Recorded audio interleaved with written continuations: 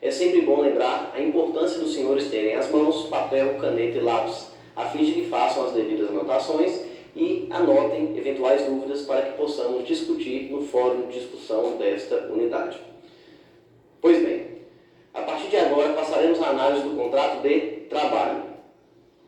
O contrato de trabalho também é conhecido como relação de emprego ou contrato de emprego.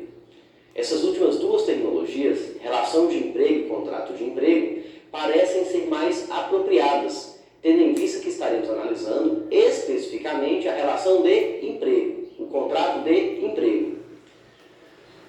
Como vimos, trabalho é gênero e emprego é espécie, e é o contrato de emprego, a relação empregatícia, a figura do empregado que será o nosso objeto de estudo durante todo esse curso de Direito do Trabalho. Contudo, ao conceituar o contrato de trabalho, a própria CLT utiliza a terminologia contrato de trabalho, o que, a nosso ver, é uma impropriedade. Dessa forma, mesmo que daqui para frente passemos a utilizar o contrato de emprego como sinônimo de contrato de trabalho, é essencial que vocês saibam a diferença que existe entre as duas terminologias, entendendo que a expressão mais apropriada é contrato de emprego. Ok? Posto isso, vamos ao conceito de contrato de trabalho, ou emprego, lousa. O artigo 442 da CLT nos diz que o contrato individual de trabalho é um acordo tácito ou expresso correspondente à relação de emprego.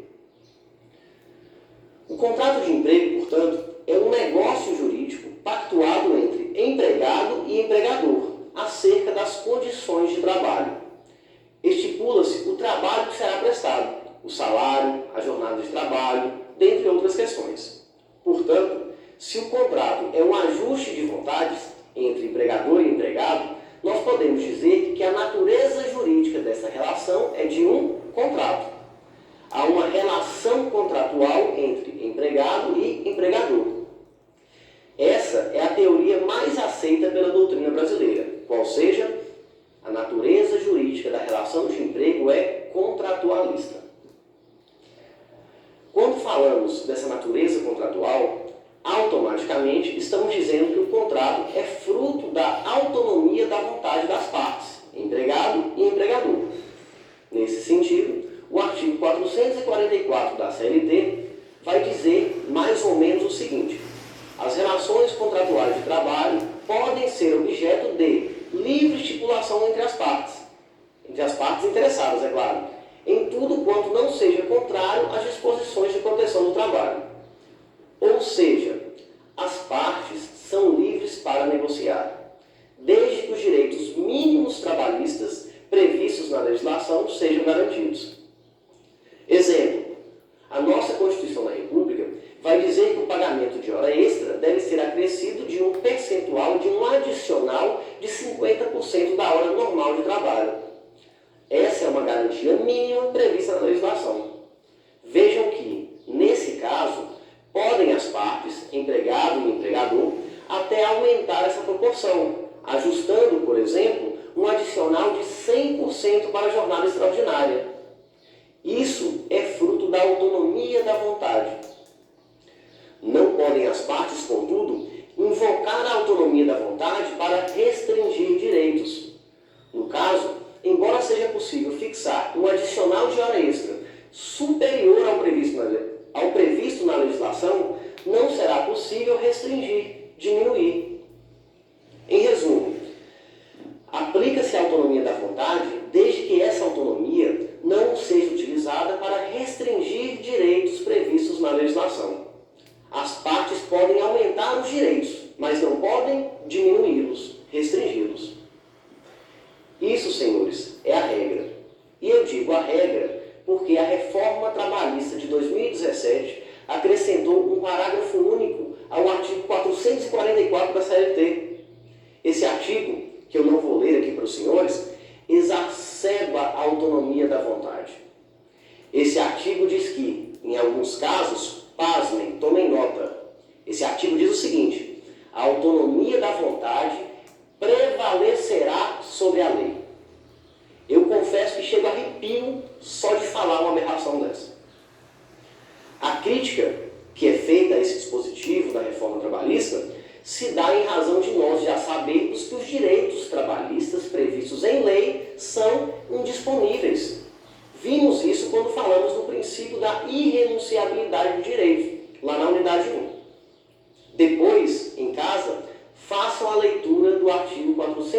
44 e seu parágrafo único, bem como a do artigo 611-A da CLT.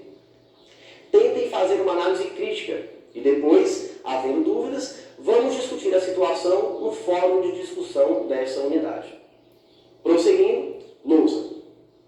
Alguns doutrinadores vão dizer que o contrato de emprego possui alguns requisitos. Requisitos esses similares àqueles que estudamos na relação de emprego.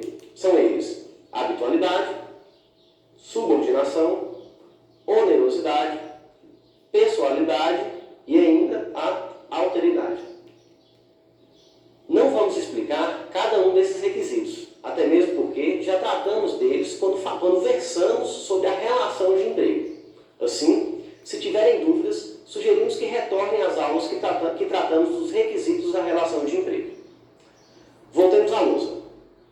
Veremos agora algumas condições acerca da validade do contrato de emprego. Para que o contrato de emprego seja considerado válido do ponto de vista legal, devem estar presentes algumas condições, quais sejam: os agentes devem ser capazes, tanto o empregado quanto o empregador. O objeto da pactuação deve ser lícito, ou seja, não pode ser ilícito. E, por fim, a forma do contrato de emprego deve ser prevista ou não defesa, não proibida em lei. Vamos explicar cada uma dessas condições. Primeiro, agentes capazes. Ou seja, para que o contrato de emprego seja válido, é necessário que as partes sejam capazes. No direito do trabalho, é proibido o trabalho do menor de 16 anos, exceto na condição de aprendiz, a partir dos 14. Assim, por regra, somente pode firmar contrato de emprego o menor que tenha 16 anos ou mais, com exceção da situação do aprendiz, como dissemos. No Brasil, a maioridade civil ocorre aos 18 anos completos. Contudo, para fins trabalhistas, é permitido firmar contrato de emprego a partir dos 16 anos. Nas situações em que o empregado possui mais de 16, mas ainda não assumiu a maioridade civil, ou seja, não completou os 18 anos, existem algumas regras protetivas. Exemplo: o artigo 7º da nossa Constituição da República, ou Constituição Federal, vai dizer que é proibido o trabalho noturno, perigoso e insalubre aos menores de 18 anos. Segunda condição: para que o contrato de trabalho, ou melhor, o contrato de emprego, seja considerado válido, a atividade desempenhada deve ser lícita, ou seja, não pode ser contrária à lei.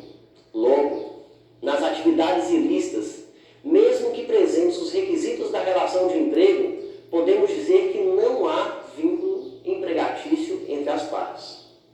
Exemplo: empregado em banca de jogo do bicho. O jogo do bicho, meus caros, é uma atividade ilegal. Logo, não pode haver relação de emprego nesse tipo de atividade. Outro exemplo, totalmente hipotético. Imagine que eu, Sumerli, chefe de uma organização criminosa, resolva contratar um assassino.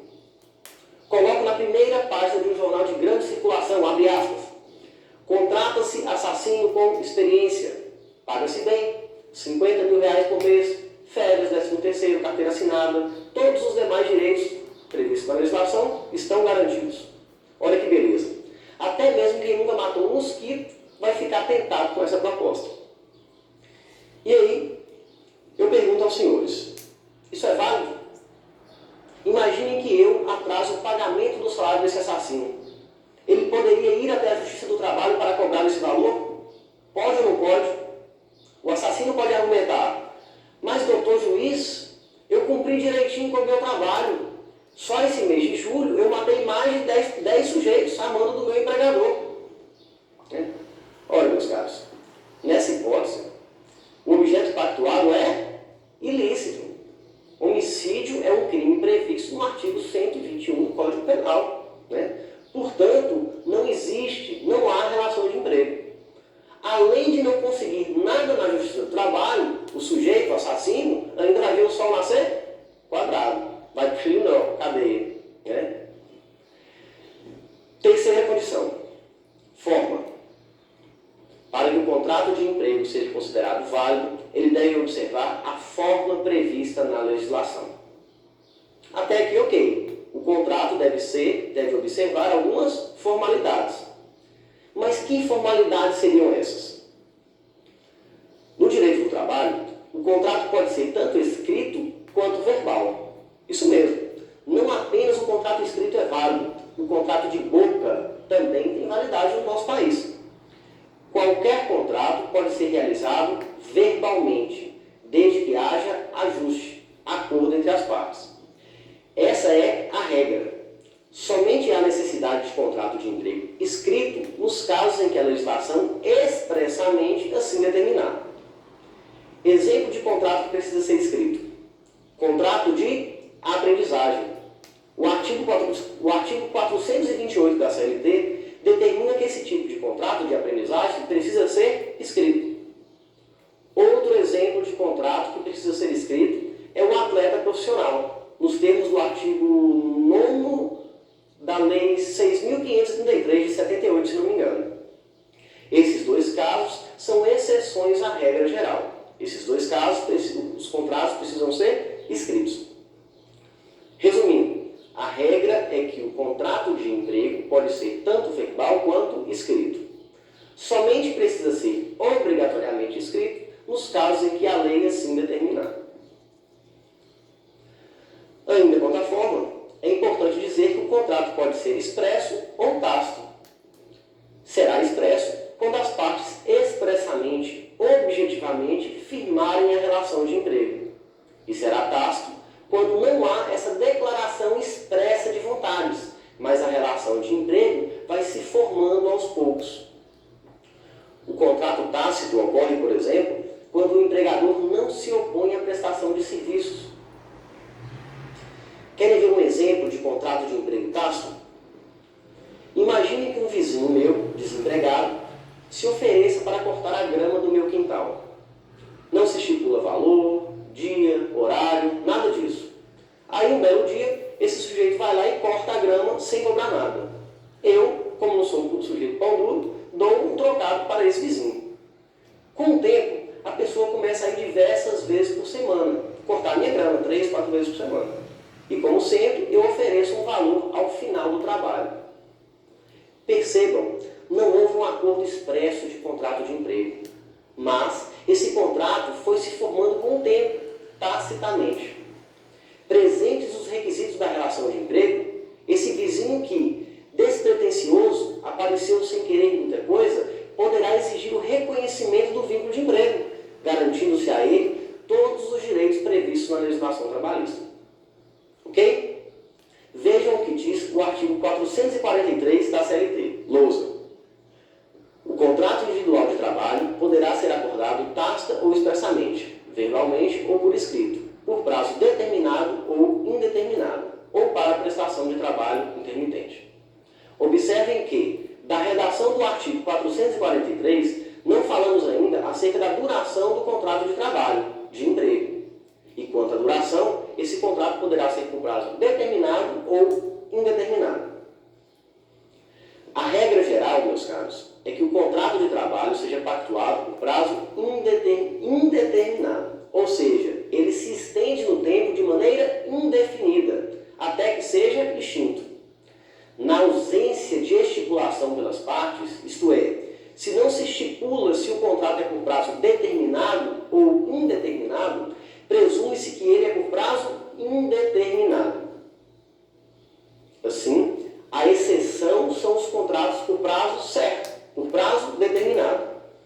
De acordo com o parágrafo 1º do artigo 443 da CLT, o contrato por prazo determinado é aquele cuja vigência dependa de termo prefixado, ou da execução de serviços especificados, ou ainda da realização de certo acontecimento suscetível de previsão aproximada. Aqui, é importante dizer que somente se admite contrato por prazo determinado nas hipóteses expressamente previstas na lei. Falaremos algumas hipóteses de contrato por prazo determinado que estão previstas na CLT.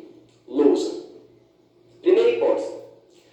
Serviço cuja ou transitoriedade justifique a pré-determinação do prazo. Aqui, senhores, estamos falando de um serviço que é breve, transitório. Observem que a atividade empresarial é permanente, mas o serviço é transitório. Exemplo, empresas que, em razão do aumento da produtividade em determinadas épocas do ano, se veem na necessidade de contratar mais pessoas para suprir a demanda nesse período. Próxima hipótese, lousa. Aqui na letra B, temos as atividades empresariais de caráter transitório. Nesse caso, a atividade empresarial não é permanente, mas transitória. Exemplo, empresas que somente funcionam em determinadas épocas do ano. Isso é muito comum que ocorra em empresas, por exemplo, de fogos de artifício para as festas juninas e empresas que se dedicam à fabricação de panetones para o Natal. Essas atividades, por regra, ocorrem apenas durante um período do ano e isso justifica a contratação temporária. Nesses dois casos, serviço transitório e atividade empresarial transitória, o contrato somente pode ser celebrado pelo prazo máximo de 2 anos. É admitida uma única prorrogação, desde que não se exceda o prazo máximo previsto, ou seja, 2 anos. Ultrapassado esse prazo, o contrato passa a vigorar automaticamente por prazo indeterminado. A última espécie de contrato por prazo determinado que vamos analisar é o tão conhecido contrato de experiência, lousa. O contrato de experiência busca testar o empregado por um período, ou seja, verificar se o empregado tem condições de se adaptar ao ambiente de trabalho, com seus colegas, e ainda verificar se ele tem capacidade técnica para a função que vai desempenhar. O contrato de experiência, de acordo com o artigo 445 da CLT, tem um prazo máximo de 90 dias. Ele pode ser prorrogado uma única vez, mas desde que não se ultrapasse esse prazo limite de 90 dias. Exemplo, preciso contratar um empregado. Acho que 90 dias é muito tempo. Faço um contrato de experiência de 45 dias. Nesse período de 45 dias, eu observo que não foi o suficiente para verificar se o empregado vai se adaptar ou não à sua nova função. O que eu faço? Prorrogo o contrato. Só que essa prorrogação não pode exceder 90 dias. Logo, eu prorrogo o contrato de experiência por mais 45 dias, totalizando o limite de 90 dias. Sumirli. E se o contrato de experiência ultrapassar esse período de 90 dias, o que acontece? Bom, nesse caso, o contrato automaticamente passa a ser designado como de prazo indeterminado. Esses são alguns casos, exemplos de contrato por prazo determinado. Como eu disse, o contrato a termo por prazo determinado é exceção. Somente se admite nos casos previstos em lei. Pois bem, meus caros, com isso terminamos a nossa segunda unidade de ensino. Espero que as aulas estejam sendo proveitosas. Obrigado pela atenção e até breve no nosso próximo encontro.